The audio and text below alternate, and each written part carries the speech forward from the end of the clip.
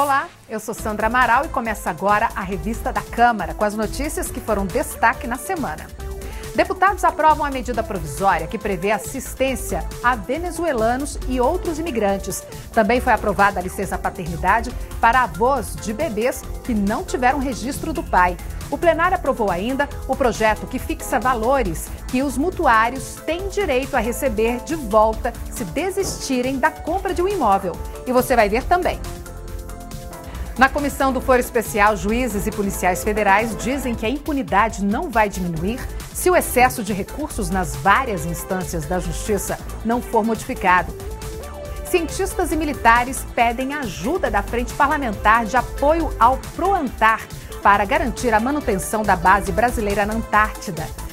Deputados lembram em sessão solene o 5 de junho, Dia Mundial do Meio Ambiente.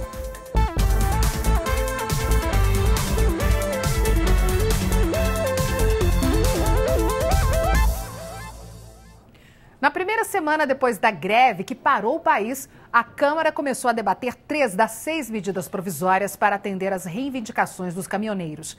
Cada uma delas será analisada por uma comissão mista de deputados e senadores. O maior impasse fica por conta do tabelamento do preço do frete, que para representantes do agronegócio ficou caro demais. Na semana que passou, os valores do frete chegaram a ser reduzidos e novamente aumentados pelo governo em questão de horas. A primeira medida provisória é aquela que garante 30% dos fretes da Conab para motoristas autônomos. Em 2017, a Companhia Nacional de Abastecimento movimentou mais de 250 mil toneladas. A proposta do governo tem 9 sugestões de alterações no Congresso. O senador Fernando Bezerra Coelho, do MDB de Pernambuco, é quem vai produzir um texto final na comissão. Outra proposta é aquela que cria um pagamento mínimo para o transporte de cargas no país. Diesel e pedágio são os 2 principais elementos nessa conta. Mas a ideia de criar um frete mínimo esbarra nos interesses de outras categorias, como a dos agricultores, por exemplo.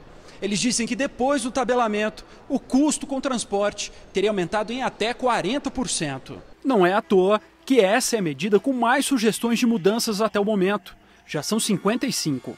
Caberá ao deputado Osmar Terra, do MDB do Rio Grande do Sul, encontrar uma saída para o impasse que envolve toda a cadeia produtiva. Isso exige negociação, exige que todos que estão na cadeia entendam, né? E que essa grande conquista que eles tiveram com vamos dizer assim, um piso mínimo para o seu trabalho seja garantido. A terceira proposta em discussão é aquela que isenta de pedágio o eixo suspenso, ou seja, o caminhão descarregado só vai pagar pelos eixos que tocam o chão. Isso já estava previsto na Lei dos Caminhoneiros de 2015, mas não virou realidade. A pressão das concessionárias de rodovias deve ser grande. O presidente dessa comissão é o deputado Sandro Alex, do PSD do Paraná. Esses pedágios, eles querem o faturamento por eixo, eles falam em eixos existentes, estava se cobrando por algo que não gera nenhuma deterioração no pavimento. Nós ainda vamos ter resistência porque já tivemos na aprovação da lei e que foi sancionada. Mas nós vamos fazer valer o que foi acordado e o que está sancionado e vigente no país. Na comissão especial sobre a portabilidade da conta de luz, deputados e representantes do setor elétrico debateram a proposta que permite ao consumidor escolher o fornecedor de energia elétrica, isso a partir de 2022. A questão é se isso vai ajudar ou não a reduzir o valor da conta. O que se debate na comissão é a abertura do mercado de energia no Brasil. A lógica é de que isso deverá aumentar a competitividade e reduzir o preço da conta de luz aos consumidores, que vão poder escolher diferentes fornecedores de energia. Hoje, somente grandes indústrias podem participar desse mercado livre. O representante das pequenas centrais hidrelétricas pediu atenção para as fontes alternativas de energia. O somatório das pequenas centrais elétricas economizam alguma coisa em torno de 5 bilhões de reais por ano em perdas do sistema. Isso não pode ser desprezado e tem que ser muito bem avaliado por esta comissão e também pelo Congresso que vai avaliar esse projeto de lei. O representante dos eletricitários demonstrou preocupação com a expansão do setor de energia no Brasil, que é financiada em grande parte pelos consumidores residenciais. E afirmou que a mesma experiência em outros países não trouxe a redução do preço da conta de luz. No mercado livre que existe hoje para consumidores com carga acima de 3 megawatts, já existe um preço muito menor do que o que se paga, por exemplo, no consumidor residencial. Ou seja, o trabalhador, a pessoa que consome lá na sua casa energia elétrica, que está subvencionando a energia elétrica para os consumidores do mercado livre. Com essa proposta, isso vai se ampliar. Para o relator, deputado Fábio Garcia, o objetivo da proposta é incentivar a produção de diferentes fontes de energia no Brasil e beneficiar os consumidores. Quem está no mercado livre paga uma conta de energia 25% mais barata de quem está no mercado cativo, né? Então não tenho dúvida que quando você abrir esse mercado, você vai abaixar. E além da conta de luz, outro campeão de reclamações do consumidor é o boleto do Plano de Saúde. Na Comissão de Defesa do Consumidor, o assunto foi o reajuste das mensalidades das operadoras, que estão ocorrendo em índices bem superiores ao da inflação oficial. Deputados e integrantes de órgãos de defesa do consumidor, de um lado, questionaram os argumentos nos custos dos planos de saúde. Considerando que no país nós temos uma inflação anual entre 3% a 4%, nós, como consumidores, não só como fundação, mas como consumidores, nós gostaríamos de entender em que parâmetro que é utilizado para chegar a uma alteração anual nos planos de saúde de seguro suplementar entre 13% a 14%. Do outro lado, os representantes das empresas operadoras de planos de saúde se defenderam. Eles dizem que os reajustes refletem a variação dos custos de exames e tratamentos médicos que evoluem rapidamente e que os próprios consumidores exigem esses procedimentos. A variação de custo médico-hospitalar é diferente da inflação tradicional. Os avanços tecnológicos aumentam a sobrevida, aumenta a cura, mas também aumenta o custo. Isso não é uma jabuticaba do Brasil, é assim no mundo inteiro. Um dos deputados que pediu a realização da audiência lembra que o Tribunal de Contas da União já contestou os cálculos da Agência Nacional de Saúde Suplementar, a ANS, que fixa os reajustes dos planos de saúde. Ele disse ainda que o parlamento está agindo para modificar a lei atual. A maioria dos planos vendidos pelas operadoras está fora do controle da ANS. Nós temos que rever esse processo, né? Nós estamos fazendo, inclusive, uma lei agora, ou seja, modificando a 9656, que é a lei dos planos de saúde, e nós estamos determinando, inclusive, que todos os planos tenham plano pessoa física, que não sejam só os planos pessoa jurídica, que nós tenhamos preços diversificados, que os preços sejam mais baixos. Na semana que passou, a Comissão Mista de Orçamento recebeu o ministro do Planejamento. Ele disse aos deputados que a economia brasileira está sólida e que a limitação dos gastos públicos, aprovada no ano passado pelo Congresso, é fundamental para a manutenção de indicadores positivos para o desenvolvimento do país. O ministro do Planejamento, Esteves Colnago Júnior, destacou na Comissão Mista de Orçamento que nos últimos 2 anos houve crescimento da geração de empregos, retomada de investimentos estrangeiros e redução da inflação e da taxa básica de juros. Para o ministro, a economia está sólida, mesmo apresentando déficits primários recorrentes, previstos para até 2021. O ministro também ressaltou a importância da emenda à Constituição aprovada pelo Congresso em 2016, que limitou o teto de gastos públicos por 20 anos. Isso dá uma segurança para o setor privado e para a economia como um todo, de que o governo tem uma trajetória de sustentabilidade. Então é muito importante que o governo tenha essa âncora de segurança junto ao mercado. O deputado Valdenor Pereira, do PT da Bahia, não concordou com os dados apresentados pelo ministro do Planejamento. O destaque que Vossa Excelência fez sobre a inflação e sobre os juros se explica muito mais pela redução da atividade econômica, pela recessão, pela profunda recessão vivida pelo nosso país. 2015, inflação 10,67. Hoje, inflação abaixo do piso da meta. Juros reais, 2015, 8,6. Juros reais hoje, 2,5. Efetivamente, o governo trabalhou para tirar o país da pior recessão que nós já tivemos. O projeto da Lei de Diretrizes Orçamentárias 2019 foi enviado pelo governo ao Congresso em abril deste ano. Entre os principais pontos da proposta está um salário mínimo de R$ 1.002 e um déficit primário de R$ 139 bilhões. A proposta será votada apenas no final de 2018. Esse orçamento está sendo feito por um presidente que ainda não sabemos. É um novo governo e vai ter uma equipe de transição. Portanto, existem cenários diversos.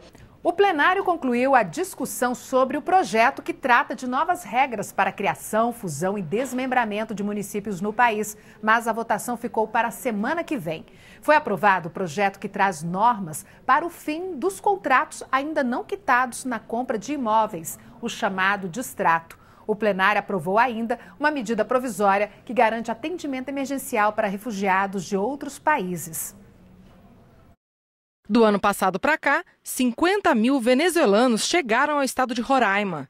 São pessoas morando nas ruas e gerando demandas para os serviços públicos, como saúde e educação. A medida provisória 820, aprovada nesta terça, cria condições para o atendimento emergencial a populações como essa, inclusive suspendendo licitações para atender a situação. Mas a proposta chegou ao plenário com um problema: a inclusão pela Comissão Especial de um artigo que pode facilitar obras em terras indígenas, porque determina que a FUNAI se manifeste em até 30 dias. Atualmente, esse prazo não existe em lei. Tais matérias, evidentemente, possuem conteúdo absolutamente estranho ao teor da MP. Nós queremos agilizar os licenciamentos. Um acordo entre os partidos retirou esse trecho por meio de um destaque supressivo e garantiu a aprovação da medida provisória. Resolve da melhor forma possível, que é o plenário, por acordo, retirando, não uma decisão exclusiva do presidente, que é sempre mais democrática. Ainda foram aprovados outros 2 projetos por acordo, os 2 sobre família. O primeiro trata daqueles casos em que o bebê não é reconhecido pelo pai. A proposta é que a avó ou o avô materno do recém-nascido tenha 5 dias de licença do trabalho para cuidar da mãe da criança. Ainda aumenta em até 6 dias a licença maternidade da mãe que doar leite materno. O outro projeto proíbe casamento para menores de 16 anos em qualquer hipótese. Hoje é permitido em caso de gravidez ou para evitar que um adulto cumpra pena criminal, por exemplo, pelo crime de estupro de vulnerável, que é fazer sexo com menores de 14 anos. As 2 propostas vão agora para o Senado. A quarta-feira no plenário começou pelo projeto que disciplina o distrato, quando o comprador de um imóvel na planta quer desistir do negócio antes de quitar a dívida. Ninguém era contra a criação de regras. A questão era: com o negócio desfeito, quanto do dinheiro que já foi pago deve ficar com quem vendeu? O projeto original dizia 10%. Com as mudanças no plenário, o percentual subiu para 25%. Tentar multar em 25% é inviabilizar, é favorecer incorporadoras, dar lucro para as grandes empresas. As incorporadoras queriam 50%. Nós chegamos à conclusão que o possível é 25%, o acordo é 25%. Os deputados também aprovaram o projeto que trata da duplicata eletrônica, uma espécie de nota promissória para empresas.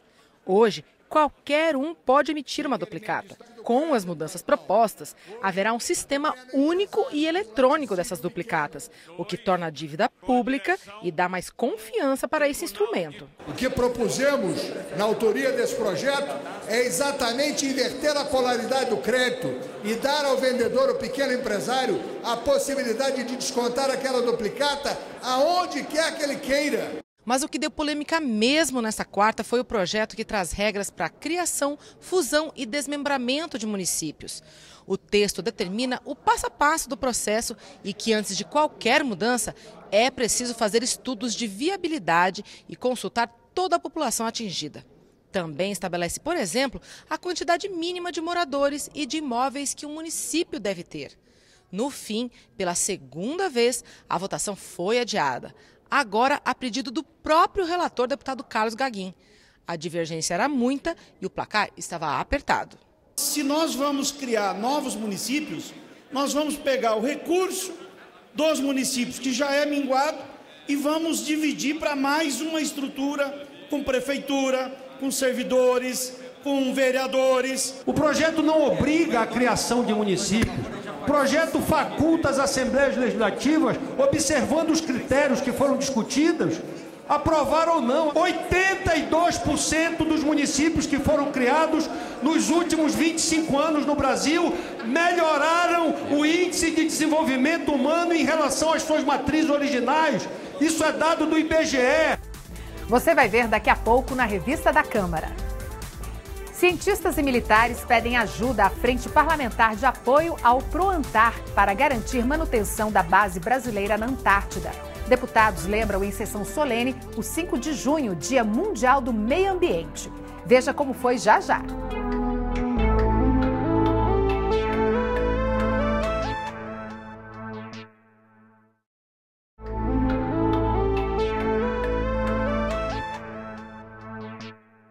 Por 8 votos a 2, o Supremo Tribunal Federal decidiu derrubar o voto impresso nas eleições de 2018. A maioria dos ministros entendeu que a medida colocaria em risco o sigilo do processo de votação.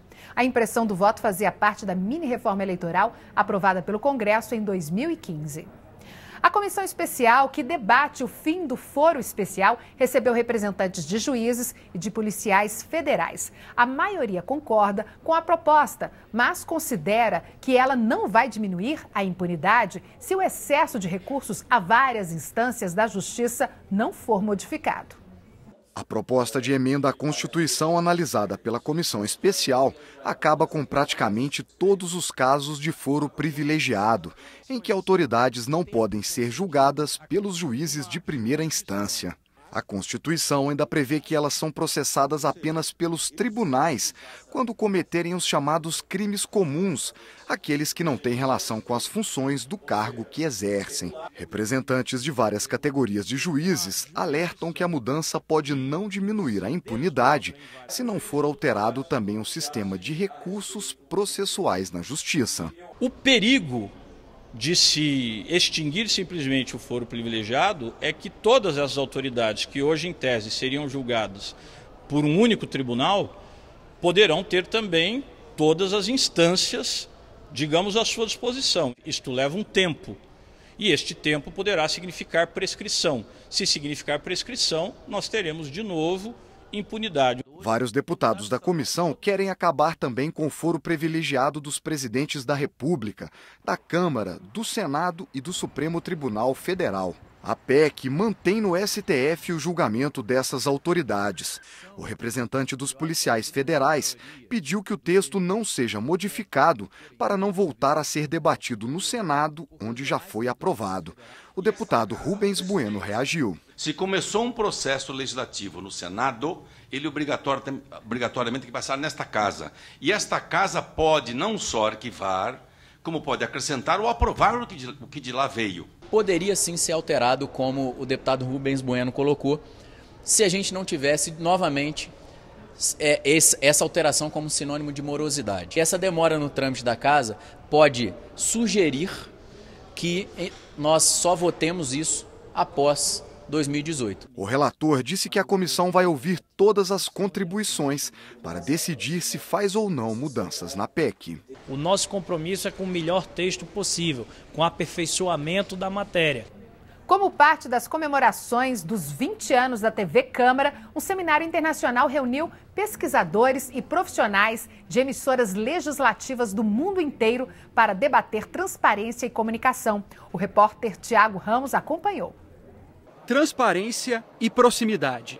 Os canais legislativos levam o debate para dentro da casa das pessoas, sem cortes, sem intermediários. Isso mexe com a atuação dos parlamentares. Eu acho que eles já contam com isso nas suas estratégias do próprio mandato, não só nas suas estratégias de divulgação das atuações, mas eles sabem que tudo que eles estão fazendo pode ser visto, pode ser acompanhado ali em tempo real. O que mexe também com o telespectador cidadão. A gente percebe o quanto as pessoas elas estão aprendendo a assistir e gostando de assistir a TV Câmara e tendo essa informação de tudo que acontece aqui dentro e da postura também dos seus representantes aqui na Câmara dos Deputados. Então, essa ação nossa tem permitido essa aproximação do eleitor, do cidadão com a Câmara dos Deputados. E que tal olhar para as experiências de outros países? Da Inglaterra, a BBC Parlamento. Um só canal para 2 casas legislativas. As transmissões todas concentradas nos plenários, ao vivo. Do México, também uma só emissora, canal do Congresso. Mas lá, a experiência de transmissão inclui também as comissões menores, como a de educação, por exemplo. Diferentes experiências, mas com uma essência em comum com a nossa, que pode ser resumida assim. O canal do Congresso tem construído uma ponte com a sociedade, utilizando com os mecanismos que cumpram com a ideia do Parlamento aberto. Há uma vocação e um interesse entre os legisladores do México de que a atividade que se realiza dentro das câmaras possa ser mais conhecida para além dos questionamentos, das críticas que sempre e em qualquer democracia serão atendidos e bem recebidos. Se o objetivo é semelhante, os desafios também. Quem financia? Como se adaptar ao uso das novas mídias? Diante dos múltiplos canais de debate parlamentar, o saldo é positivo.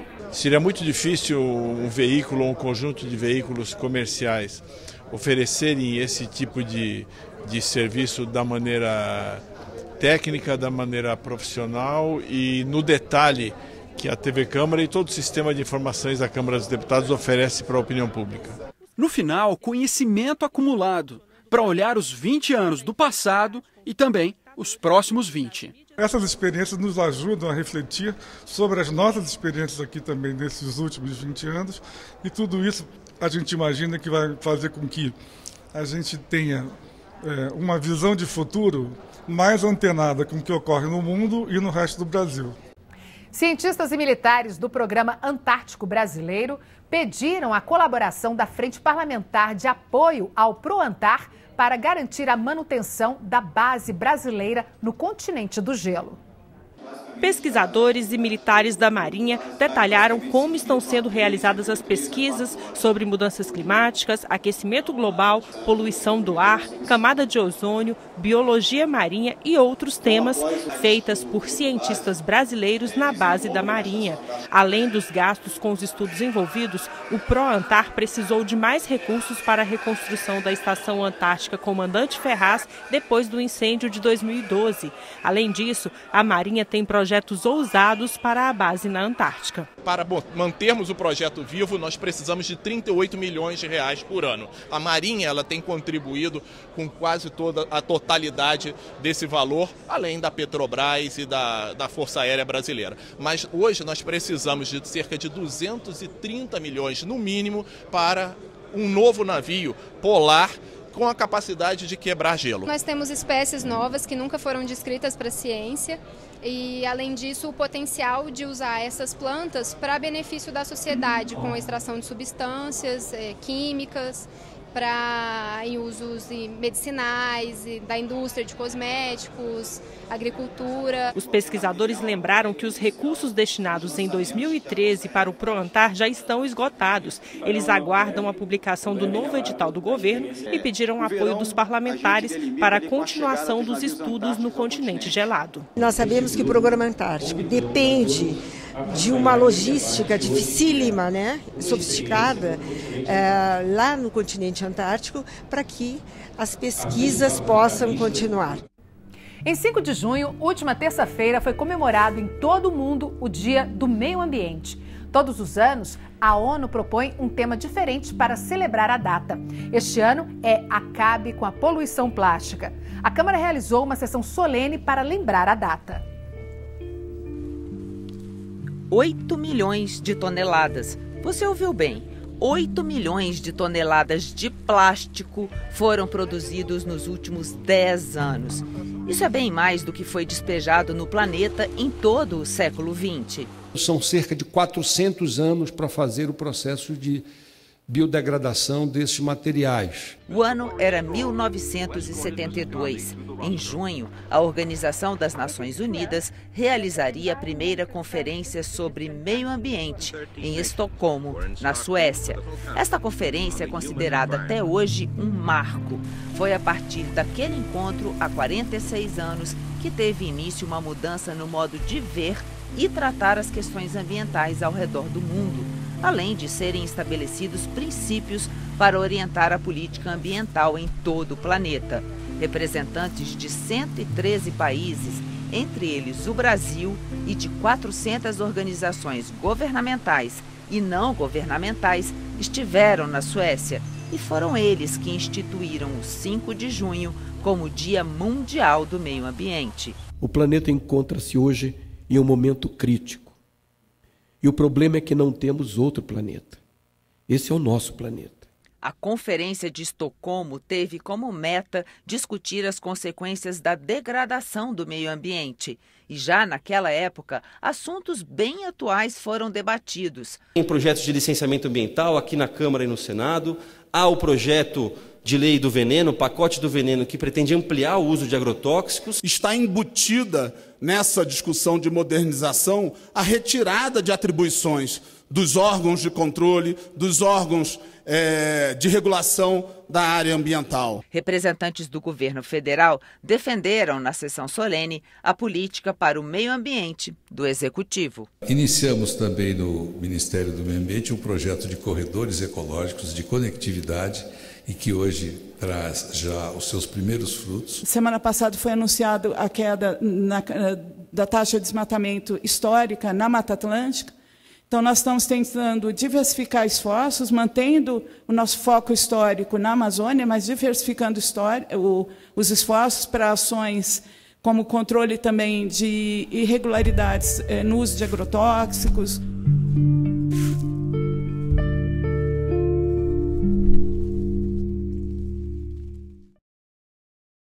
É isso. Você pode rever a Revista da Câmara na nossa programação e também pela internet. O endereço é youtube.com/Câmara dos Deputados Oficial, tudo junto. Tchau!